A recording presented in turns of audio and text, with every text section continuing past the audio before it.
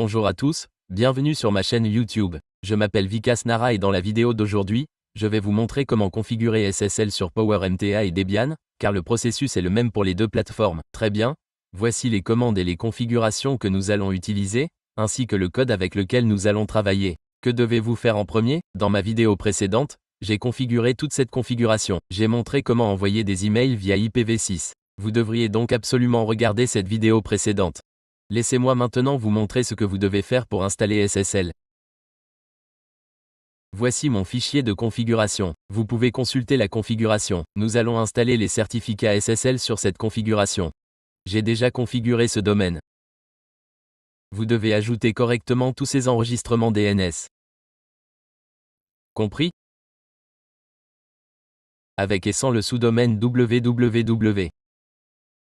Très bien, j'ai modifié 5 enregistrements DNS au total. Parfait. Tout d'abord, ce que vous devez faire, c'est installer SSL sur ce panneau HTTP. HTTP, n'est-ce pas?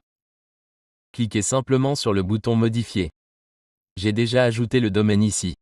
SSL n'est pas affiché comme activé pour le moment. Que dois-je faire? Je clique sur Modifier. Modifier les paramètres du domaine. OK. Ensuite, j'active SSL. Sélectionnez les deux options SSL et cliquez sur Enregistrer. Vous devriez voir quelque chose comme ceci apparaître. Retournez maintenant à la section Web et vous verrez que SSL a été ajouté avec succès ici. Accédez maintenant à la section de messagerie. Vous pouvez également activer SSL pour les services de messagerie en ajoutant SSL ici.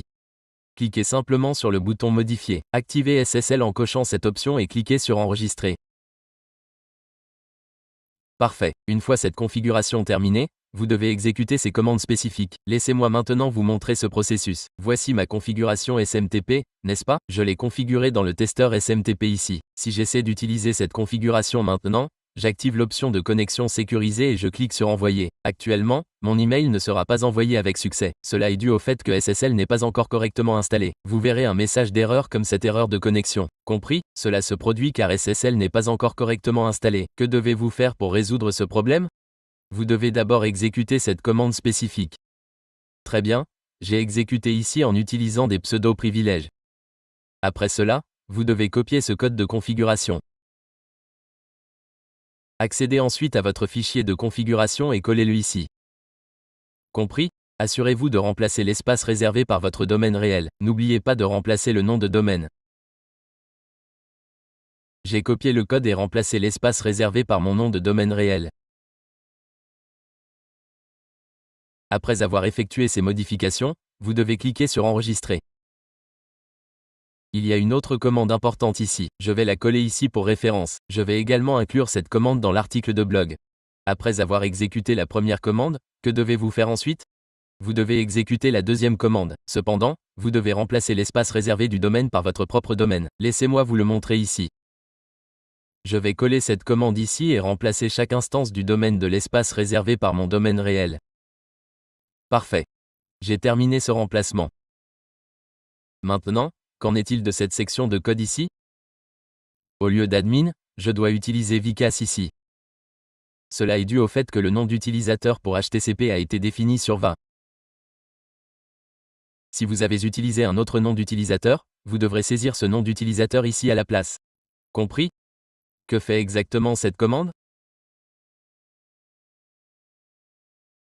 Cette commande utilise le certificat SSL installé sur HDCP pour créer un fichier dans le répertoire, etc. SL.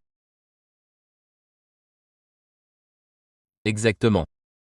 Le certificat SSL de HTTP est installé à cet emplacement. D'accord, elle va donc créer le fichier de certificat requis en utilisant ce même certificat SSL. Parfait, je vais remplacer l'espace réservé au domaine par mon domaine réel.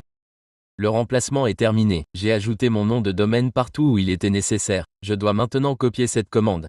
Je vais la copier et la coller ici. Appuyez ensuite sur Entrée pour l'exécuter. La commande a été exécutée avec succès. J'ai déjà placé tout le code nécessaire dans le fichier de configuration. Compris. Suivant, cliquez sur Enregistrer. Vous devez ensuite exécuter la commande de redémarrage du service.